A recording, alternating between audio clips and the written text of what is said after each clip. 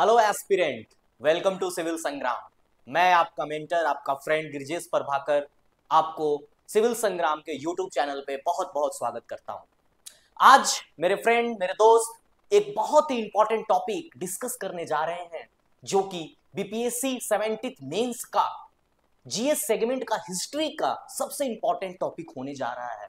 और हमारे एनालिसिस और एक्सपर्ट के एनालिसिस के दौरान ये पता चला कि ये टॉपिक पिछले 2 से 3 बार अलग अलग मोड़ तोड़कर पूछा गया है।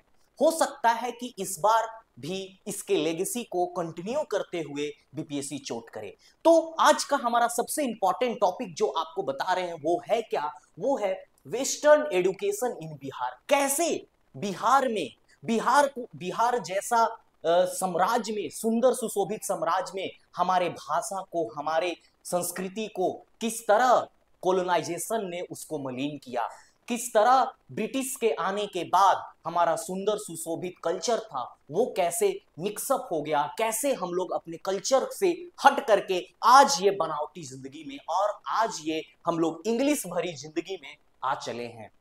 तो कैसे हमारा कल्चर ब्रिटिश के कल्चर से इन्फ्लुएंस हुआ, कैसे वेस्टर्नाइजेशन हमारे कल्चर को इंटरमिगल कर करके उसके साथ मिश्र होकर के हमारे कल्चर को कैसे बदनाम करने का और हमारे कल्चर को किस तरह से मलिन कर दिया गया, हमारे कल्चर को दबा दिया गया, इसके संदर्भ में पूरी चर्चा हम लोग करेंगे, डिटेल में करेंगे कि हमारे ये जैसे सुंदर सुशोभित कल्चर जो हमारे एंशिएंट और वैदिक पीरियड की इतनी अच्छी टीचिंग्स थी, इतनी अच्छी व्यवस्था थी, उस व्यवस्था को चरमरा कर, उस व्यवस्था को डगमगा कर ब्रिटिश शासन ने हम लोग के ऊपर एक ऐसी व्यवस्था थोप दिया जिसका गुलाम हम लोग आज मानसिक रूप से हैं और उसी को फॉलो करते हुए आ रहे हैं।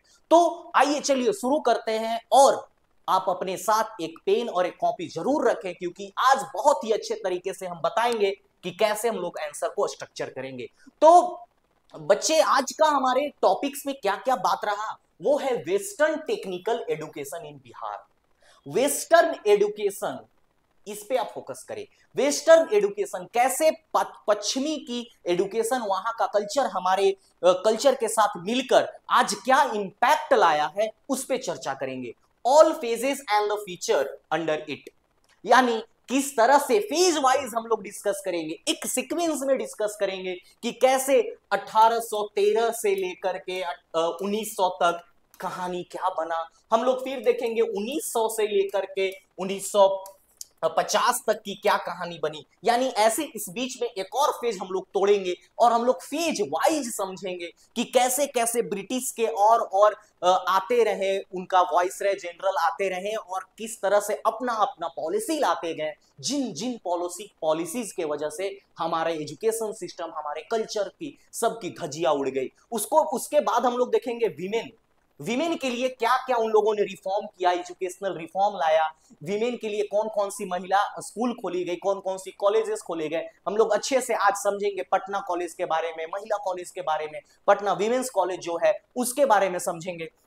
और हम लोग देखेंगे बाबू की कुछ होता है तो उसके दो पहलू होते हैं, हर सिक्के की दो पहलू होती है, एक पॉजिटिव और एक निगेटिव इंपैक्ट। तो हम लोग देखेंगे कि किस तरह से ब्रिटिश की ये पॉलिसी, ब्रिटिश की ये अंग्रेजों की ये पॉलिसी क्या पॉजिटिव इंपैक्ट हमारे कल्चर को रखता है, क्या इसका पॉजिटिव इंपैक्ट हमारे एजुकेशन पॉलिसी को होता है, हम लोग को क्या फायदा होता है, क्या लाभ होता है ऐसे पॉलिसीज के वजह से, और हम लोग को क्या क्या खोया हम लोगों ने, हम लोग के ऊपर निगेटिव इंपैक्ट क्या पड़ा, हम लोग क्या क्या हो गए ऐसे पॉलिसीज के आने के बाद। तो हम लोग लेक्चर का शुरुआत करते हैं और पहला ही टॉपिक है बाबू, historical glory of Bihar education. क्या है बाबू टॉपिक, हम लोग का एक बार देख लें। Western technical education in Bihar, Bihar में पश्चात तकनीकी शिक्षा की विकास, यानी किस तरह से हम लोग का वेस्टर्न एजुकेशन बिहार में इंटर किया, किस तरह से उसकी स्वरूप को एक बड़ा सा हम लोगों ने साम्राज्य का दर्जा दे दिया उस वेस्टर्न एजुकेशन को, इसको हम लोग देखेंगे। तो थोड़ा सा हम लोग अपने पुराने इतिहास को समझ लें कि हम लोग थे क्या, हम लोग का पुराना इतिहास क्या था, कि क्या हम लोग इतने कैपेबल नहीं थे, we are not capable that, कि हम लोग को कोई आकर के अपना थोप गया और हम लोग चुपचाप सह लिए। क्या हम लोग इतने कमजोर थे कि हम लोग के ऊपर कुछ था ही नहीं, या हम लोग के पास बहुत कुछ अच्छा था, उसे देखकर अपने दूसरे लोगों ने अपना विचार हमारे ऊपर थोपा। तीन चार बातें आपके दिमाग में आनी चाहिए। क्या हमारा शिक्षा का जो स्तर था वो खराब था जिसे हम लोगों ने वेस्टर्न को अपनाया? क्या हम लोग का शिक्षा का स्थिति इतना अच्छा था कि और लोगों की जेलसी के वजह से उन लोगों ने अपना शिक्षा थोपा और हमारे को खराब करने का काम किया? तो हम लोग देखेंगे अपने उस ग्लोरियस इतिहास को, वह स्वर्णपूर्ण इतिहास को, कि किस तरह का हमारा शिक्षण स्थिति था, किस तरह से हमारा कल्चर था, हमारा अपना देश में, अपना अपना भारत में, हमारा अपना बिहार में किस तरह का एजुकेशन इंस्टीट्यूट था, क्या था और वो कैसा ग्लोरी कर रहा था। तो हम लोग देखेंगे बाबू, पहला हम लोग के अंदर कौन कौन सी एजुकेशन इंस्टीट्यूट था जिसके जेलसी में ब्रिटिशर्स ने अपने एजुकेशन को और अपने पॉलिसीज को लागू करने का काम किया। तो पहला बाबू हम लोग तो बहुत फेमस जो है वो क्या है, नालंदा विश्वविद्यालय। नालंदा के बारे में, नालंदा विश्वविद्यालय। दूसरा उदंतपुरी, हम लोग अभी बिहार के नजरिए से देख रहे हैं। तीसरा, तीसरा क्या है बाबू, विक्रमशिला। ये हम लोग का कब का ये यूनिवर्सिटीज है, ये हम लोग का कब का यूनिवर्सिटीज है, जब हम लोग क्या थे, एंशिएंट और मिडिवल के बीच में रन कर रहे थे, उस टाइम की यूनिवर्सिटी है। इनकी खूबसूरती आपको शायद नहीं पता हो तो हम बता दें कि नालंदा विश्वविद्यालय में बहुत बहुत देश से बहुत बहुत बड़े बड़े विद्वान आकर यहां पर बुद्धिज्म का शिक्षा लिया, इन्होंने यहां पर आकर जैनिज्म का शिक्षा लिया, यहां पर आकर के उन्होंने रिलीजन को समझा, यहां पर आकर के उन्होंने कल्चर को समझा। ऐसा था हमारा बिहार का, एक ऐसा धरती था हम लोग का जहां पर एडुकेशन को कल्चर के साथ जोड़ा गया, संस्कृति को सिखाया गया। कैसे हम लोगों ने डेली एक्टिविटीज में हम लोग ने डिसिप्लिन को लाया, कैसे हम लोग दिनचर्या को सुशोभित करते थे, हम लोग को सिखाया गया। हम लोग का ये कल्चर रहा है कि सुबह उठ करके सूर्य का नमस्कार करें, हम लोग का ये कल्चर रहा है कि माता पिता का प्रणाम करें, घर से कोई बड़े बुजुर्ग जा रहे हैं तो उन्हें प्रणाम करें, वो बाहर से आ रहे हैं तो उन्हें प्रणाम करें। ये सब हमारे कल्चर में थे। तो हम लोग का एडुकेशन क्या था बाबू, हम लोग का एडुकेशन कल्चर बाउंडेड एडुकेशन था, जिसमें संस्कृति को हाईलाइट किया गया था, एक इंसान के कल्चर को हाईलाइट किया गया था। तो अब क्या होता है, अब एक फेज आता है हमारे यहां, वो क्या आता है, ब्रिटिश का फेज आता है। एक फेज इससे पहले भी आता है, ध्यान दे, ये हमारा कब का फेज है, ये हमारा एंशिएंट का फेज है, जिसमें हमने आपको बताया, ये हम लोगों ने एंशिएंट की कहानी समझी, जिसमें क्या थी, ये हमारे उदंतपुरी, नालंदा और विक्रमशिला जैसी यूनिवर्सिटी थी, और भी कई पाठशाला थे। हम लोगों ने अभी बिहार के कंसेप्ट, बिहार के एरिया में हम लोगों ने देखने का काम किया। अब दूसरा फेज आता है बाबू मिडाइवल का। मिडाइवल के फेज में जो जितने भी हमारे ये थे मुगल इंपेरियर थे, सल्तनत पीरियड था, उसमें क्या था कि ये हमारे साइमल्टेनियसली चल रहे थे, कहीं कहीं हुआ था, इसमें एड ऑन हुआ था मदरसाज का, गुरुकुल अच्छे से चल रहे थे, कहीं कहीं दिक्कत आई थी, बट कंपैरेटिवली जो ब्रिटिश एरा था, ब्रिटिश एरा में तो लोगों ने जज्बात बदल दिया, इंस्ट्रक्शन का माध्यम ही बदल डाला। बट इसमें क्या था, इंस्ट्रक्शन का माध्यम अभी भी वर्नाकुलर था, यानी देसी देसी था, अभी भी देसी लैंग्वेज में पढ़ाया जाता था, चाहे वो मदरसा का हो, चाहे वो गुरुकुल का हो, ये मिडिवल पीरियड में। बट जैसे ही 1600 ईस्वी के आसपास, अराउंड 1600 सेंचुरी, जब ब्रिटिश कंपनी का आगमन हमारे देश में हुआ एज अ ट्रेडिंग कंपनी, जब ये ब्रिटिश कंपनी आई, ईस्ट इंडिया कंपनी आई एज अ ट्रेडिंग कंपनी, तब हमारे देश में वो कार्य तो करने आई थी ट्रेडिंग का, बट वो धीरे धीरे एडमिनिस्ट्रेशन में घुसने लगा। और ये इस एडमिनिस्ट्रेशन में घुसने का उन लोग का ये कार्यकाल कब से शुरू हुआ, ये कार्यकाल उन लोग का शुरू हो गया रिवोल्ट ऑफ 1857 के जस्ट बाद। यहां से उन लोग का जो दिलचस्पी था हमारे एडमिनिस्ट्रेशन में घुसने का, वो रिवोल्ट ऑफ 1857 से शुरू हो चुका था, और वो 1864 आते आते उन लोगों ने ये अपना मंचस्व बना लिया कि भारत में ट्रेडिंग कंपनी होने के साथ साथ हम लोग अब क्या करेंगे, यहाँ के एडमिनिस्ट्रेशन में भी काम करेंगे। तो अब बात को समझिए, कोई भी राजा नहीं चाहेगा कि उसके जो भी वर्कर हों, उसके जो भी काम करने वाले हो, उसके हित के ना हो, उसके लैंग्वेज के ना हो। तो जब ब्रिटिश ये 1865 के आसपास अपना साम्राज्य बढ़ाना शुरू किया भारत में और बिहार में, तब वो चाहते थे कि यहाँ के जो लोकल मेन हो और विमेन हो, यहाँ के जो लोकल मेन और विमेन यानी पुरुष और स्त्री हो, वो क्या हो, उनके लॉयलिटी के लिए काम करे, उनके लॉयलिटी के लिए काम करे, यानी उनके भाषा में काम करे, उनके लिए काम करे। तो इसलिए उन लोगों ने क्या किया, अपने ही लैंग्वेज में उनको ट्रेंड करना शुरू कर दिया, क्योंकि वो चाहेंगे कि हमारे यहाँ जो भी क्लर्क होंगे, जो भी हमारे यहाँ जो भी स्टाफ हो, वो क्या हो, वो हमारे भाषा को समझे, हमारे कल्चर को समझे। तो यहीं से उन लोगों ने क्या कर दिया, हमारे एजुकेशन पॉलिसी को इस तरह से इंग्लिश मीडियम में और अपने कल्चर में ढालना शुरू कर दिया। ऐसा क्यों नहीं चाहेगा वो ब्रिटिश इंपेरर, अपना ऐसा क्यों नहीं चाहेगा, ब्रिटिश कॉलोनी ऐसा क्यों नहीं चाहेगा? वो चाहेगा कि यहाँ के लोग जो हो कम पढ़े लिखे हो, अपने भाषा में इनको पढ़ाओगे, ये ज्यादा अच्छे से पढ़ेंगे, और जब ये ज्यादा अच्छे से पढ़ेंगे तो ये क्या करेंगे, अपनी हक की बात करेंगे। जब ये अपनी हक की बात करना शुरू कर दे, देन उनको यहां पर शासन करना क्या हो जाएगा, बहुत ही कठिन हो जाएगा।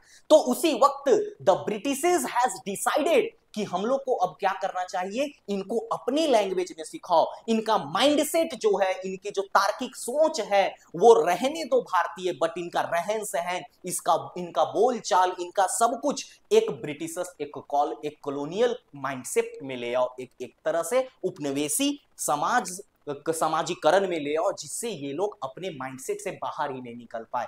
इन लोगों ने क्या किया, इन लोगों ने हम लोगों की मानसिक संतुलन पे चोट किया और हम लोगों को आदी कर दिया कि किस तरह से हमारा कल्चर सुपीरियर है, ब्रिटिश कल्चर इज सुपीरियर, और उसी कल्चर को फॉलो करें। हम क्यों करें उनका कल्चर को फॉलो, जब हमारा कल्चर जो था इतना सुंदर था कि इस कल्चर को लोग फॉलो करने के लिए अलग अलग देश से नालंदा यूनिवर्सिटी आते थे, अलग अलग देश से विक्रमशिला यूनिवर्सिटी में आते थे। हमारा कल्चर इतना ग्लोरीफाई था, हमारा कल्चर इतना सुशोभित था कि उसे इन जैसे ब्रिटिशर्स की जरूरत नहीं थी। बट इन लोगों का माइंडसेट और हम लोग का डिसइंटीग्रेटेड एम्पायर, जो हमारा उस समय क्या था, डिसइंटीग्रेटेड था, बहुत सारे छोटे छोटे टुकड़ों में पले बड़े थे हमारे जितने भी राज्य थे। तो जब एकता नहीं होगी हमारे अंदर, तब क्या होंगे, बाहर वाले फायदा उठाना चाहेंगे। And this was the main cause and this was the main reason that the Britishers has taken the advantage of that one, कि डिसइंटीग्रेटेड एम्पायर है भैया, यहां पर कोई राजा नहीं है, कोई समझौता नहीं है लोगों को बीच में, तो हम लोग क्या कर दें, इनके कल्चर को तोड़ो, इनके समाज में घुसो, इनके ट्रेडिशन में घुसो और घुस करके इनको अपना कल्चर सिखाओ और अपना ट्रेडिशन सिखाओ। And this was the main reason, और ये सबसे बड़ा कारण था कि हम लोग की अलीक रह करके, हम लोग की एकता ना होने की वजह से the Britishers has entered in our education policy, the Britishers has entered in our culture, the Britishers has entered in our tradition. तो ये सब बातें हो गई। अब आते हैं बाबू कि जब आंसर राइटिंग का शुरुआत करोगे तो हिस्टोरिकल बैकग्राउंड में आपको दो तीन बातें जो हमने स्पष्ट रूप से आपको कही है, वो सब बातें आपको को लिखना पड़ेगा। पहला बात आपको क्या लिखना पड़ेगा मेरे दोस्त, आपको पहला बात आपको लिखना होगा एंशिएंट की थोड़ी सी ग्लोरी। एंशिएंट में 4 ग्लोरी 3 ग्लोरी हमने आपको बता रखा। वो पहला ग्लोरी क्या था बाबू, विक्रमशिला यूनिवर्सिटी, दूसरा ओदंतपुरी और तीसरा नालंदा। ये आप लोगों ने बैकग्राउंड में कहानी को दर्शाया। अब दूसरा हम लोग को कहानी आएगा मिडिवल में। मिडिवल में क्या हुआ बाबू, गुरुकुल चलते रहे, मदरसा चलते रहे। इसमें एक खास बात क्या था कि यहाँ को वर्नाकुलर लैंग्वेज, देसी लैंग्वेज में पढ़ाई की जाती थी। तो यहां तक तो स्थिति हमारा डामाडोल होते हुए भी ठीक था, क्योंकि यहां पर लोग को पढ़ाया जाता था जमीन पर बैठाकर, गुरुकुल में बैठाकर, कम से कम लोटा बालू का कहानी तो पता था। But when we move to the colonial mindset after the 1600, यहां पर ब्रिटिश की जैसे ही आगमन होने के बाद लोगों ने क्या किया, वर्नाकुलर लैंग्वेज को बंद कर दिया। वो समझ गए थे डिसइंटीग्रेटेड पॉलिटी कि यहाँ के लोग अलग अलग हैं, अलग थलग हैं, इनको अलग ही रखो और अपने माइंडसेट को इनके अंदर डालो और इन लोगों को क्या बना लो, मानसिक गुलाम बना लो। इन लोगों को मानसिक गुलाम बनाने का काम किया इन लोगों ने। अब आते हैं बाबू हम लोग, ये हमारा क्या था, इंट्रो था, किसी भी आंसर का ये हमारा इंट्रो था। अब हम लोग कहानी को शिफ्ट करते हैं एक कोट लेकर के, जो कि क्या है, आइंस्टीन के द्वारा, बहुत ही अच्छे चाइनीज ट्रेवलर और चाइनीज स्कॉलर थे जिन्होंने क्या कहा, बहुत ही अच्छी बात, उन्होंने धारा प्रवाह की बात कही है। जो क्या थे, ये कब आए थे, ये इंपॉर्टेंट है, ये आए थे बाबू चालुक्याज के टाइम में और पालवाज के टाइम में। ये चालुक्याज और पालवास के टाइम में आए थे after the death of Harsha. इस टाइम का शुरू हुआ था अराउंड 650, अराउंड 650 या आप लोग 645, 645 से 650 का राउंड फिगर का डेट रखें।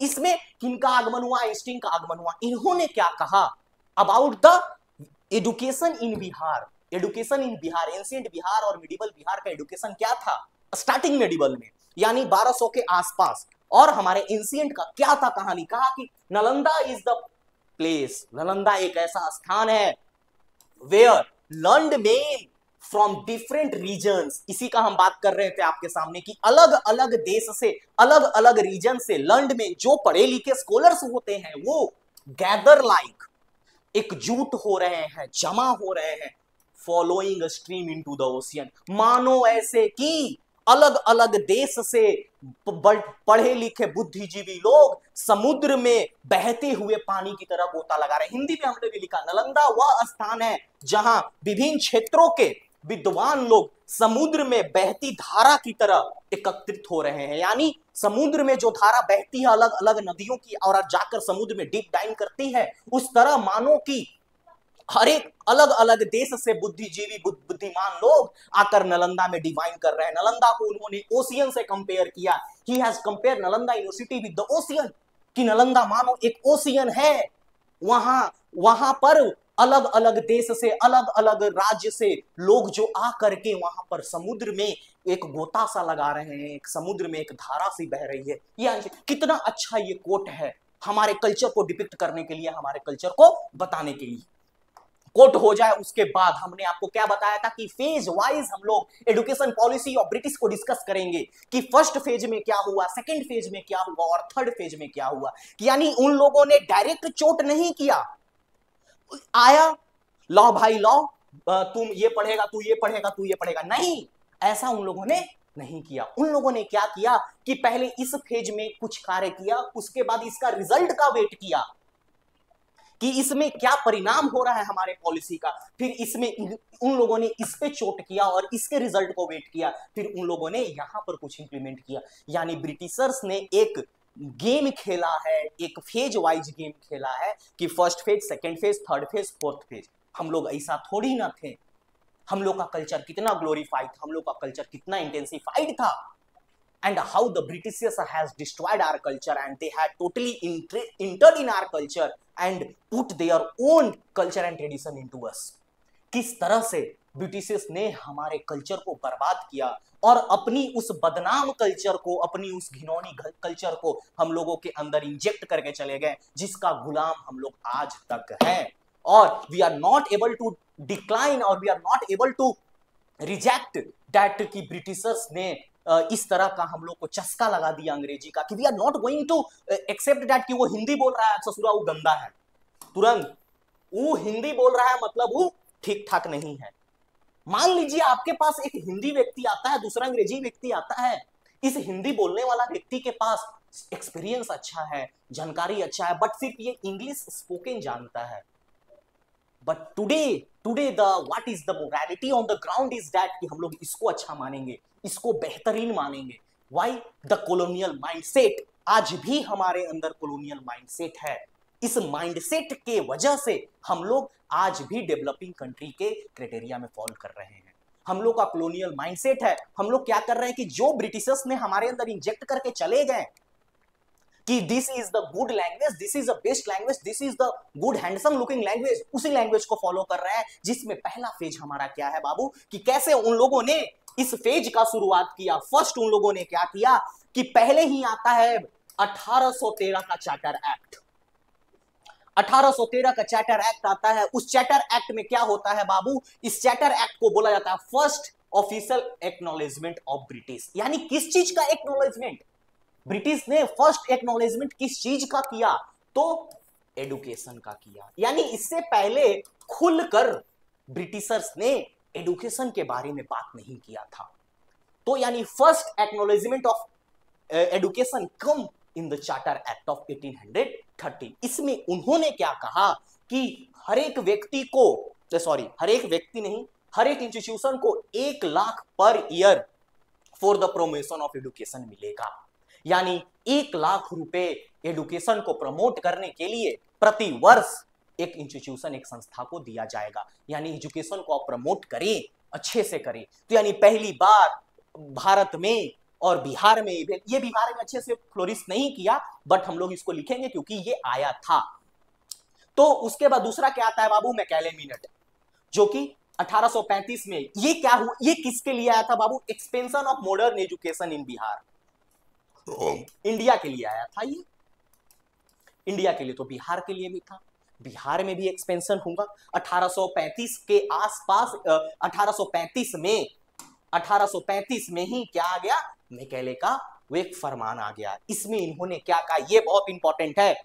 यहीं से मॉडर्न एजुकेशन का शुरुआत हमारे देश में, हमारे राज्य बिहार में होता है, हर राज्य में होता है। जहां जहां ब्रिटिश की पकड़ बहुत अच्छी थी, वहां पर क्या हुआ, he has replaced the Persian, ये देखिए ध्यान से, Persian and Sanskrit as a medium of education, and replaced the Persian and Sanskrit as a medium of education, and he has added the English। और इन्होंने क्या किया कि पर्सियन और संस्कृत को हटाकर, पर्सियन और संस्कृत जैसे हमारे कल्चरल्स, हमारे धरोहर को हटाकर, उस सब्जेक्ट को हटाकर, उस लैंग्वेज को हटाकर he has added English as a medium of instruction. पहला बात आप लोग को याद रखें, यहीं से हमारे बिहार राज्य, हमारे भारत देश की शिक्षा प्रणाली पर चोट करने का काम किया गया। जिस दिन मैकेले मिनट आया, जिस दिन मैकेले का रिफॉर्म आया, उस रिफॉर्म में उन्होंने साफ साफ कह दिया कि संस्कृत और पर्सियन अब नहीं चलेगा, ये इंस्ट्रक्शन ऑफ मीडियम नहीं रहेगा। इंस्ट्रक्शन ऑफ मीडियम रहेगा तो रहेगा वो इंग्लिश रहेगा। Establishment of English medium school and colleges, ध्यान से देखिए, जब मीडियम ऑफ इंग्लिश उन्होंने ला दिया तो उसको पढ़ाने के लिए उन्होंने क्या लेकर आया, मीडियम ऑफ स्कूल जो होंगे वो क्या होंगे, इंग्लिश में होंगे, कॉलेजेस जो होंगे वो इंग्लिश में होंगे। जिसमें उन्होंने पटना कॉलेज 1863 में पटना कॉलेज की स्थापना की, जो कि क्या था, इंग्लिश में था। और भागलपुर कॉलेज, दो आप लोग एग्जांपल्स जरूर लिखेंगे। पटना कॉलेज 1863 कब हुआ बाबू, तो मैकेले मिनट 1835 के एक्ट में, जब उन्होंने कहा कि पर्सियन और संस्कृत जो मीडियम ऑफ इंस्ट्रक्शन नहीं रहेगा, और मीडियम ऑफ इंस्ट्रक्शन कौन होगा, मीडियम ऑफ इंस्ट्रक्शन हमारा इंग्लिश होगा। डाउनवर्ड फिल्ट्रेशन थ्योरी, अब ये समझिए बात में, डाउनवर्ड फिल्ट्रेशन थ्योरी है क्या। मैकेले का कहना था कि डाउनवर्ड फिल्ट्रेशन थ्योरी को लागू किया जाए।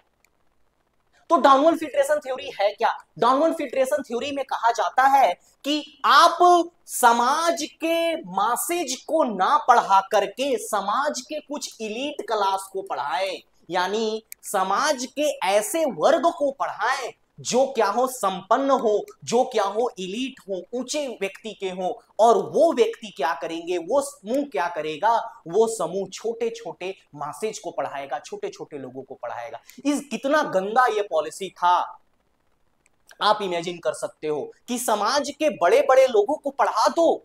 अगर आपके समाज में 100 लोग हैं तो 100 लोग में आपके पास 25 बड़े बड़े साहूकार हैं, बड़े बड़े जमींदार हैं, तो उनको पढ़ा दो और उनको कहो कि ये मासेज को पढ़ाए, जाके झुग्गी झोपड़ी में पढ़ाए। ये क्या पॉसिबल था हमारे उस समाज में? आज और आज का समाज में भी ये पॉसिबल है क्या कि कोई सेठ साहब का लड़का, कोई जमींदार साहब का लड़का को अगर आप पढ़ा दो तो जाकर झुग्गी झोपड़ी में पढ़ाएगा? कितना गंदा पॉलिसी था मैकेले का डाउनवर्ड फिल्ट्रेशन थ्योरी, कि कुछ इलीट क्लासेज को पढ़ा दो, कुछ रईसों को पढ़ा दो, वो क्या करेंगे, वो छोटे छोटे मासेज को पढ़ाएंगे, वो और मासेज को। यानी उनका कहना था कि एक बड़े मासेज को ना पढ़ाओ, 1-2 लाख पीपल को मत पढ़ाओ, कुछ 1000 व्यक्ति को पढ़ा दो, वो 1000 व्यक्ति पढ़ाएंगे लाखों को। क्या ये पॉसिबल था? ये तो वही बात हो गई कि वो ब्रिटिशर्स चाहते थे, वो मैकेले चाहता था कि सिर्फ और सिर्फ हमारा इलीट क्लास पढ़े, जो कि उसके घर के अंदर, उसके कंपनी के अंदर आकर के क्लर्क का जॉब करे, उसके कंपनी के लिए अपना वफादारी शो करे, और छोड़ दो उन गरीबों को, और छोड़ दो उन गरीब में रहने वाले स्लम्स में एरिया में लोगों को जो दबे के हैं, तबके लोग हैं, ताकि वो क्या रहे, हमेशा वंचित रह जाए, अपने अधिकारों को लेकर के कभी आवाज नहीं उठा सके। तो ये था बाबू मैकेले मिनट का सबसे इंपॉर्टेंट पॉइंट कि डाउनवर्ड फिल्ट्रेशन थ्योरी। बात को आप लोग कंक्लूड करेंगे। नेक्स्ट बाबू क्या, सेकंड फेज हमारा आ गया। सेकंड फेज हमारा 1854 से 1900 के बीच में रहा। इसमें थोड़ी सी हम लोग के लिए राहत हुई। तो आपको लगता है कि ऐसी ऐसी घटिया बातें हो रही हो तो हमारे बिहार के जनता, हमारे देश के जनता शांत होंगे क्या? वो चुप होंगे? नहीं। This is not possible that the people of our country, the people of our Bihar are being on the silent mode. हो ही नहीं सकता। उन लोगों ने आवाज जरूर उठाया होगा, तो कुछ चेंजेस भी हुआ होगा। तो now the changes is here.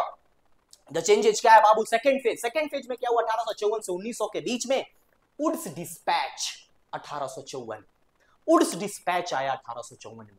ये क्या लेकर के आया बाबू? इसको बोला जाता है Magna Carta of Indian education. ये बहुत सही था, ये मैग्ना कार्टा था इंडियन एजुकेशन का। इस मैग्ना कार्टा में क्या कहा वुड्स डिस्पैच में चार्ल्स वुड ने कि एक 3 टियर सिस्टम बनाएंगे। जैसे आज हम लोग के पास क्या है बाबू, उसी तरह का है। हम लोग क्या करते हैं, पहले प्री, फिर नर्सरी, फिर 1 to 5 जाते हैं, फिर क्या करते हैं 6 to 8 जाते हैं। ऐसे पढ़ते एक ही स्कूल में है, लेकिन क्या है हम लोग ऐसा सोचते हैं 6 to 8, उसके बाद 9 to 10 जाते हैं, फिर 11 12 पढ़ते हैं, फिर ग्रेजुएशन करते हैं, फिर पोस्ट ग्रेजुएशन करते हैं, फिर पीएचडी करते हैं। ये हम लोग का क्या है बाबू, एक नॉर्मल सी प्रक्रिया है जो हम लोग स्टेप फॉलो करते हैं एजुकेशन का, कि हाँ चलो प्री नर्सरी हम लोग क्या कर लें, कोई नॉर्मल सा स्कूल कर लें, 1 to 5 उससे थोड़ा अच्छा स्कूल, 6 to 8 हम लोग क्या करते हैं, कंसोलिडेट करते हैं अपने बेसिस को थोड़ा अच्छे स्कूल में करके, और वहीं से हम लोग 9 10th करके निकलते हैं, और 11 12 कोशिश करते हैं कि अच्छे स्कूल से करें। यहां पर हमको अच्छे स्कूल से कहने का मतलब है कि गवर्नमेंट स्कूल्स भी हैं, बहुत सारे अच्छे हैं। यहां पर प्राइवेट स्कूल्स तो हैं ही, बट गवर्नमेंट स्कूल्स भी हमारे यहाँ बहुत अच्छे अच्छे हैं। और आज जो हमारे यहाँ बिहार में जितने भी शिक्षकों की बहाली हो रही है, now they are very well educated, और क्लासेज हो रही है, और हमारे यहाँ बिहार में शिक्षा की स्थिति धीरे धीरे अच्छी हो रही है। हम अभी कुछ दिन पहले ही गए थे, अपने घर गए थे, तो वहां पे हमने देखा कि कैसे हमारे स्कूल में 2 टीचर आए थे नए नए। एक आई थी बेगूसराय की मैम आई थी, वो बहुत अच्छे से पढ़ा रही थी, और एक सर थे जो शायद सासाराम के थे, वो सर थे हमारे गांव के जो मिडिल स्कूल है वहां पर पढ़ा रहे थे। तो हमने जाकर उनके बोर्ड पर उनकी पढ़ाई हुई सब्जेक्ट को देखा। मैम जो है पढ़ा रहे थे शायद वो साइंस का ही कोई सब्जेक्ट पढ़ा रहे थे, और सर मैथ्स पढ़ा रहे थे। सर ने फैक्टर थ्योरम पढ़ा रहे थे क्लास 9th को। तो हम जाकर देख रहे हैं कि बिहार में टीचिंग का स्थिति सही हो रहा है, जिसका हम लोग के अंदर क्या था बाबू, पहले हम लोग बिहार में एजुकेशन का मतलब कुछ नहीं था। सरकारी स्कूल का मतलब सिर्फ नाम लिखाइए और भूल जाइए, परीक्षा देने जाएंगे, सिर्फ बोर्ड एग्जाम होगा, उस दिन बस एडमिट कार्ड निकाले, बोर्ड एग्जाम देने चल गए। बट नाउ अ डेज हम लोग के अंदर बिहार में शिक्षा का स्थिति सही हो रहा है, और इसका योगदान आपको जा रहा है, और हम जैसे कुछ टीचर्स जो मेहनत कर रहे हैं उनको जा रहा है। कि अभी TRE 4 का एग्जाम होगा, तो ऐसे ऐसे टीचर्स को यहाँ पर सरकार भी प्रमोट कर रही है अच्छे तरीके से। और आप यहाँ से जितने भी बैठे लोग हैं जो अगर BPSC कमीशन में जाएंगे, तो आप लोग भी जा करके बहुत ही अच्छे स्ट्रेंथन करेंगे इस सिस्टम को। तो बाबू ये हम लोग को कैसे आया, ये सब बातें हम लोगों ने चीजों को पढ़ा, हमारे ये कल्चर में, हमारे रूट में है कि हम लोग किसी के साथ अन्याय नहीं करते, हम लोग सही बात को फॉलो करते हैं। तो उस डिस्पैच में, उस डिस्पैच ऑफ 1854 को क्या बोला गया बाबू, Magna Carta of Indian education. इसमें क्या था कि 3 टियर लेवल ऑफ एजुकेशन की बात की गई। कैसा? Universities, college and primary school for the basic schooling. First stage ये था। प्राइमरी और सेकेंडरी स्कूल जो होगा वो क्या होगा, बेसिक एजुकेशन के लिए होगा। उसके बाद कॉलेजेस में बच्चे जाएंगे, क्योंकि इस वक्त तक क्या था हमारे पास, पटना कॉलेज, अभी जस्ट हम लोग का पटना यूनिवर्सिटी का भी उद्घाटन होगा, जस्ट अभी होगा, 3rd फेज में करेंगे 1917 के आसपास। उसके बाद यूनिवर्सिटीज, ये यूनिवर्सिटीज क्या थे बाबू, लंदन बेस्ड यूनिवर्सिटीज थे। ये लंदन बेस्ड यूनिवर्सिटीज थे, ये लंदन बेस्ड यूनिवर्सिटीज थे, इस लेवल तक के जाकर पढ़ाई होगी। ये थे बाबू वुड्स साहब, चार्ल्स वुड के। और यहाँ पर पटना कॉलेज की उद्घाटन किया उन्होंने 1863 में। 3 बातें यहाँ पर हमने जो आपको बता रहे हैं, जो कॉलेज का नाम, वो आपको लिखना पड़ेगा। फिर उन्होंने भागलपुर यूनिवर्सिटी भागलपुर कॉलेज का 1864 में किया, और इन्होंने क्या किया, vernacular language along side English, ये इंपॉर्टेंट था। सॉरी। तो हम लोगों ने देखा था कि किस तरह से मैकेले साहब का कहानी था, उन्होंने इंग्लिश को कितना प्रायोरिटाइज किया, इंग्लिश को उन्होंने बहुत ज्यादा इंपॉर्टेंस दिया। बट जैसे ही चार्ल्स वुड साहब आते हैं, इन्होंने क्या किया कि वर्नाकुलर लैंग्वेज, यानी क्या होगा बाबू, जो हमारा देसी लैंग्वेज होगा, जैसे मगही में पढ़ाई है तो मगही में होगा, भोजपुरी में समझोगे भोजपुरी में समझाएंगे, और इंग्लिश में समझोगे इंग्लिश में समझाएंगे। तो इनका सबसे ज्यादा क्या था इंपॉर्टेंस बाबू, वुड्स का, वुड्स डिस्पैच का सबसे इंपॉर्टेंट फीचर ये है कि वुड्स डिस्पैच में लोगों को, स्टूडेंट्स को किस भाषा में पढ़ाया जाता है, वर्नाकुलर लैंग्वेज में, देसी भाषा में। पढ़ेला चाहोगे पढ़ाएंगे, पढ़बो तो पढ़ाई, इस टाइप का था। तो यहां पर देसी भाषा का यूज किया गया और बातों को समझाने का काम किया गया along side with English. English को भी रखा गया, हटाया नहीं गया, जैसे आज के डेट में होना चाहिए हम लोग के साथ, कि इंग्लिश के साथ साथ हमने अपने भाषा को, अरे भाई हम, मेरे साथ खुद एक समस्या है कि हम हिंदी उतना शुद्ध नहीं लिख पाते हैं, हर्षई दीर्घई में दिक्कत हो जाता है, हिंदी का हैंडराइटिंग नहीं बैठ पाता है। क्यों? क्योंकि हम भी कुछ ना कुछ सीबीएसई का शिकार रहे हैं, जहां पर हमारे ऊपर भी हिंदी और संस्कृत की उतनी अच्छी, हमारा हिंदी ग्रामर बहुत अच्छा है, हमने बहुत अच्छे से अलंकार पढ़ा, रस पढ़ा, आज भी हमें बहुत अच्छे से सारा का उदाहरण याद है, हम कविता आज भी पढ़ते हैं हिंदी में। बट कहीं ना कहीं उसकी लिपि में कमजोर कर दिया गया। ये क्या था, हमारे एजुकेशन सिस्टम का, इस तरह का एजुकेशन सिस्टम का मार था, जिसमें हमने भी अच्छे से पढ़ाई हिंदी में नहीं किया। तो ये विडंबना है कि भारत में रहते हुए, बिहार में रहते हुए और भारतवासी होते हुए आपको हिंदी अच्छे से नहीं आता है। तो यहां पर इन्होंने क्या किया कि देसी भाषा में हिंदी का प्रचार किया, और देसी भाषा का प्रचार किया, और कहा कि अलोंग साइड इंग्लिश, इंग्लिश साथ साथ में चलाइए। इंग्लिश भाषा हो जरूरी है, बट जरूरी तो नहीं कि सिर्फ एक ही भाषा आपको आना चाहिए, आप जिस भाषा में हो निपुण हो और बहुत अच्छे हो। अब आते हैं थर्ड फेज बाबू। तीसरे फेज में क्या हुआ, तीसरे फेज में एक कमीशन। देखिए यही सब मेंस के लिए हम इस बैच को हम रखे हैं, तो मेंस के लिए हम देख रहे हैं आप कमीशन कमेटी का कितना नाम रख रहे हैं, ताकि ये सब याद करना जरूरी है, क्योंकि अगर आप ये पढ़ लेंगे तो आपको प्रीलिम्स वाले बच्चों को भी बहुत काम आता है। रेले कमीशन जो आया क्या बाबू, wave of higher education, higher education पे बहुत उन लोगों ने फोकस किया। इसमें क्या किया, recommendation of establishment of Patna university. Patna university बना नहीं है अभी, क्योंकि ये थर्ड फेज क्या है बाबू, 1901, रे कमीशन आया 1902, तो 1902 में सिर्फ रिकमेंडेशन किया गया, बनेगा जाकर के आगे 1917 में पटना यूनिवर्सिटी बिहार का पहला यूनिवर्सिटी बनेगा। तो इंडियन यूनिवर्सिटी एक्ट 1904 जो कि लॉर्ड कर्जन के टाइम में आया था, इंडियन यूनिवर्सिटीज एक्ट, जिसको क्या किया, बेटर एफिलिएशन सिस्टम। कुछ ऐसे ही अनाप शनाप यूनिवर्सिटी खुल के चल रहा था, कोई मतलब नहीं है, यूनिवर्सिटी खुल गया है, चल रहा है, कोई एफिलिएशन नहीं है, कुछ तरह से बढ़िया उसमें टीचर्स का मैनेजमेंट नहीं है, प्रोफेसर का मैनेजमेंट नहीं है, बस चल रहा है। काहे चल रहा है, क्या कि 1 लाख रुपया मिलेगा। उस समय 1 लाख रुपया बड़ी होता था। 1 लाख रुपया के लिए क्या करते थे लोग, यूनिवर्सिटी खोल दिए, ब्रिटिश ऑफिशियल्स के कुछ घूस घास दे करके यूनिवर्सिटी खोल देते थे, जिसमें प्रॉपर एफिलिएशन नहीं होता था ब्रिटिश बोर्ड से। तो यहां पर इंडियन यूनिवर्सिटी एक्ट लाया गया, जिसमें क्या किया गया बाबू, बेटर यूनिवर्सिटी एक्ट। और इसी दौरान हमारे राजेंद्र प्रसाद यूनिवर्सिटी जो है हमारा पूसा में, एग्रीकल्चर यूनिवर्सिटी, उसका उद्घाटन किया गया, जो कि आज भी वहां पर एग्रीकल्चर के लिए मशरूम का ट्रेनिंग चल जाइए, मशरूम फार्मिंग के लिए, फिशिंग के लिए बहुत अच्छे से ट्रेनिंग कराया जाता है पूसा में, समस्तीपुर में। जो ये इस यूनिवर्सिटी, वो उसी टाइम का यूनिवर्सिटी है जो कि रेले कमीशन के रिकमेंडेशन और रेले कमीशन के टाइम, और ये लॉर्ड कर्जन ने बनवाया था, क्योंकि उस समय कौन थे, लॉर्ड कर्जन थे। तो ये रेले कमीशन किसके एरा में आया बाबू, लॉर्ड कर्जन के एरा में आया।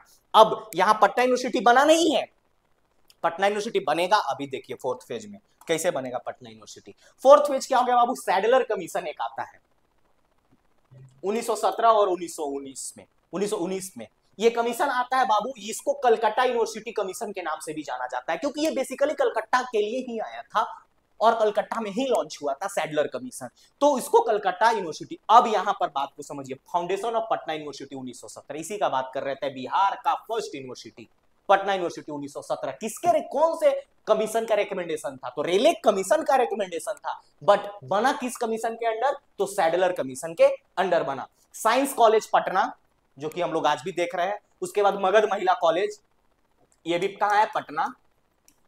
और बिहार कॉलेज ऑफ इंजीनियरिंग, जो कि अभी क्या हो चुका है बाबू, एनआईटी पटना। एनआईटी पटना बन चुका है इंजीनियरिंग कॉलेज ऑफ बिहार या बिहार कॉलेज ऑफ इंजीनियरिंग। तो ये क्या था बाबू, फोर्थ फेज में 1901 से 1945 के बीच में ये हमारे यहाँ बिहार के एजुकेशन सिस्टम का, उसके मॉडर्नाइजेशन और उसके साइंटिफिक टेम्परमेंट का कहानी है। एक आता है बाबू सर्जेंट कमीशन 1944 में। ये जो सर्जेंट कमीशन 1944 में आता है, इसमें क्या किया, इसमें बहुत अच्छा, जो कि हमारे कॉन्स्टिट्यूशन में भी इस पॉइंट को तो बोलेंगे नहीं लिया गया है, बट इस पॉइंट को हमारे कॉन्स्टिट्यूशन और हमारे फंडामेंटल ड्यूटीज में भी देखने को आपको मिलेगा। सर्जेंट कमीशन 1944 में आया तो इन्होंने क्या कहा कि free and compulsory education up to 14 years, यानी 14 साल तक बच्चों को फ्री और कंपलसरी एजुकेशन देना चाहिए और मिलेगा, जो कि हमारे आर्टिकल 21 के एक्सपेंडेड फॉर्म में भी है और हमारे डीपीएसपी के आर्टिकल्स में भी ये चीज है, जो कि फ्री एंड कंपलसरी एजुकेशन जो है, जो 14 इयर्स तक के बच्चों को देना चाहिए। अब आता है बाबू की विमेन एजुकेशन रिफॉर्म्स, किस तरह से महिलाओं की स्थिति थी हमारे बिहार में। आप समझ सकते हैं कि हमारे बिहार की महिलाओं को, अरे बाबू घर से निकलना नामुमकिन था। हमारी घर की महिलाएं घर से बाहर नहीं निकलती थी, निकलती भी थी तो बहुत मुश्किल होता था उन लोग को निकलना। रहना घर में है, खाना घर में है, सिर्फ और सिर्फ क्या करना है, हाउस होल्ड वर्क करना है। एक दो महिलाओं को छोड़ दो बिहार के इतिहास में, मिडिवल और मॉडर्न के इतिहास में, तो बहुत सारी महिलाएं क्या थी, घर में रहा करती थी, घर में रहती थी, घूंघट में रहती थी, बाहर नहीं निकलना था उन लोग को, अपना बोलने का हक नहीं था, पति प्रधान होता था, पति का जो बात होता था, घर के जो मेल मेंबर होते थे वो डोमिनेटिंग होते थे, वो जो कह दिए वही होना है। तो इस दौरान जो था कि पटना वुमेन्स कॉलेज 1940 में खोला गया, किनके द्वारा, कार्नेल के द्वारा। ये बहुत इंपॉर्टेंट है आपको, ये ऑलरेडी बीपीएससी प्री में भी पूछ चुका है कि who was the under which the Patna university college was founded.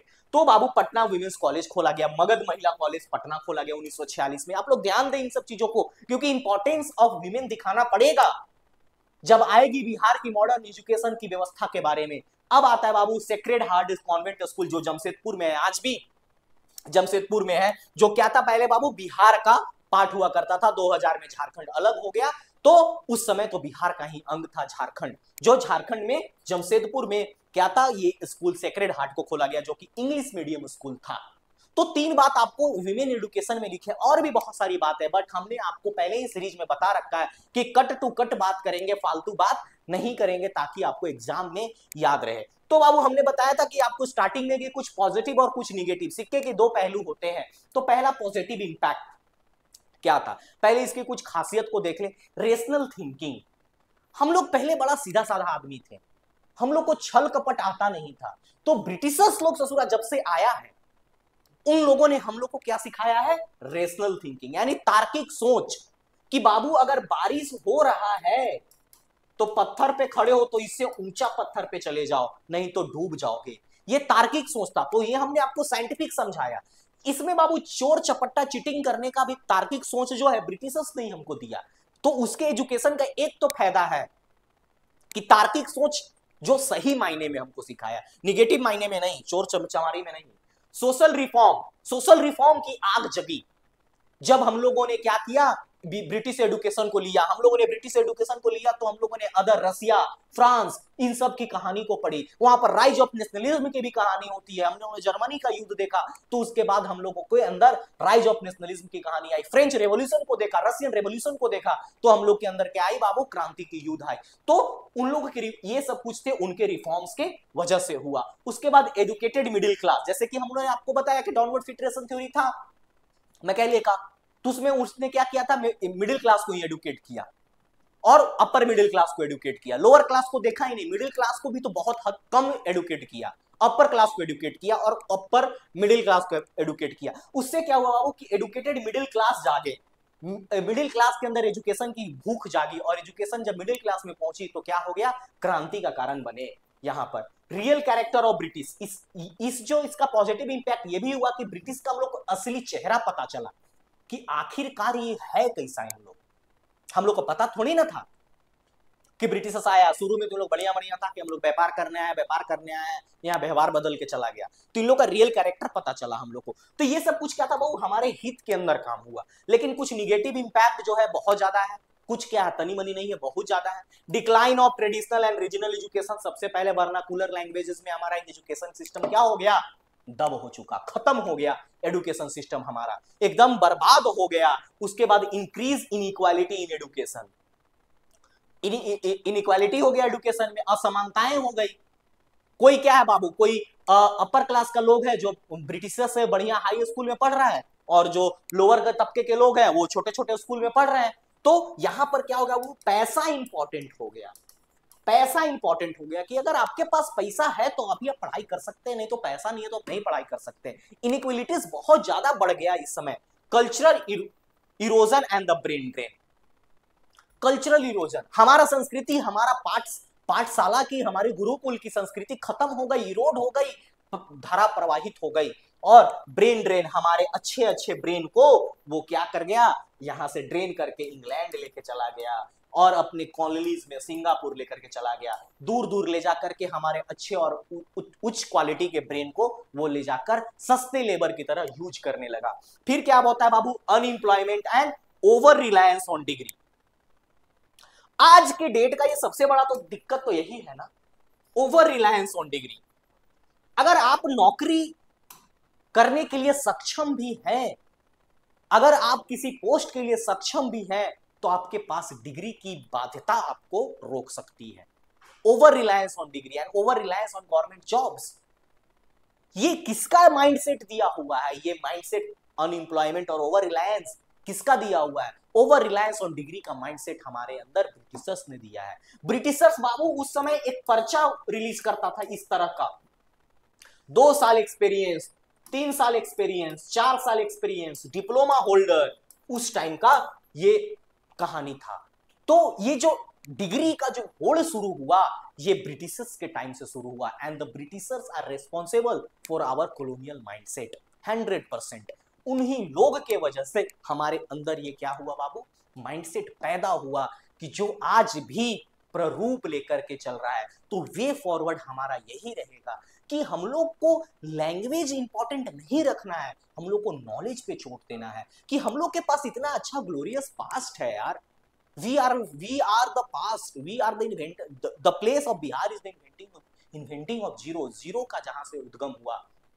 हम लोग उस देश के, उस राज्य के वासी हैं, उस देश के वासी हैं। हम लोग क्यों किसी के ऊपर हम लोग डिपेंडेंट रहेंगे, क्यों किसी का कल्चर के ऊपर डिपेंडेंट रहेंगे, क्यों किसी के ट्रेडिशन के ऊपर डिपेंडेंट रहेंगे। हम लोग का कल्चर, हम लोग का ट्रेडिशन आज लोग फॉलो कर रहा है। साड़ियां देखिए कैसे गए थे मोदी साहब, तो पुतिन के साथ साथ स्वागत करने के लिए लेडीज ने साड़ियां पहन के स्वागत किया। आज हमारे कल्चर को लोग फॉलो कर रहे हैं। हम लोग इनइक्वालिटीज को दूर करना है। ये हिंदी और इंग्लिश की जो लड़ाई है, इससे हम लोग को इसको बराबर करना है और इंग्लिश को हराकर हिंदी को जिताना है। हमारे भारत देश की ये लैंग्वेज है, यहाँ का सबसे ज्यादा बोलने वाले लोग की भाषा हिंदी है। हम लोग को हिंदी को प्रायोरिटाइज करना होगा। गवर्नमेंट को कुछ ऐसे इनिशिएटिव्स होने चाहिए जो हिंदी को प्रायोरिटाइज करे, उसके हिंदी को आगे बढ़ाने के लिए काम करे। हिंदी को आगे बढ़ाना होगा क्योंकि यह हमारे रूट का लैंग्वेज है, हमारे कल्चर का लैंग्वेज है। तो ये सब सारी पॉइंट्स को आप लोग लिखेंगे और लिख करके और आंसर को आप लोग सेंड करेंगे। जिसको आप लोग सेंड करना है, ये हमारा सिविल संग्राम का @सिविल संग्राम ये हमारा चैनल है। इस पे आप लोग अपनी क्वेरीज, अपने आंसर्स को सेंड करें लिख कर। कोई दिक्कत नहीं है, इवैल्यूएट करके आप लोग सेम आईडी पर आप लोग को सेंड कर दिया जाएगा और you are free to contact.